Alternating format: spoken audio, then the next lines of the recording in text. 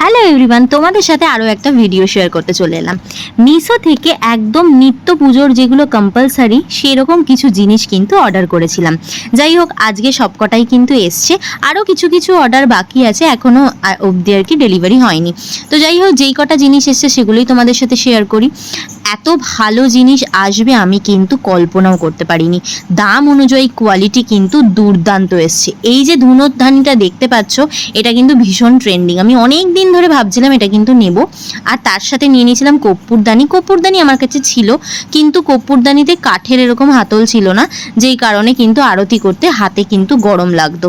তাই জন্য আমি ওইটা নিয়েছিলাম। আর তার সাথে যেহেতু জন্মাষ্টমী সামনে চলেই আসছে, তাই জন্য গোপালের জন্য 6 রকমের আতর কিনে নিয়েছিলাম।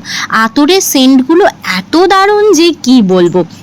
গোপালের শৃঙ্গারের জন্য কিন্তু আমি এই আতরগুলো নিয়েছিলাম। আর তার সাথে এরকম ধুনোর সেটও নিয়েছিলাম।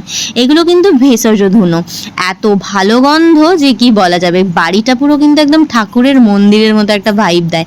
আর এর এক একটা প্যাকেটের মধ্যে কিন্তু দেখতেই পাচ্ছ 12টা করে আছে। তো 12টা 24টা আমি এর একটা বক্স আর কি অর্ডার করেছিলাম। তার সাথে ধুনোদানিটা কিন্তু আমার ভীষণ পছন্দ হয়েছে। দাম খুবই কম, কিন্তু প্রোডাক্টের কিন্তু কোয়ালিটি ভীষণ ভালো।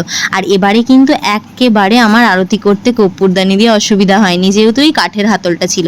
আমি তোমাদের সাথে অবশ্যই লিঙ্কগুলো শেয়ার করব, তাই জন্যই তোমাদেরকে কিন্তু দেখিয়ে দিলাম যে প্রোডাক্টগুলো কিন্তু ভীষণ ভালো। তোমরা চাইলেই আমার ডেসক্রিপশন বক্সে কিন্তু প্রত্যেকটা জিনিসের লিঙ্ক দেওয়া থাকবে, তোমরা অবশ্যই সেটাকে চেক আউট করে সেই জিনিসগুলো কিন্তু কিনে নিতে পারো।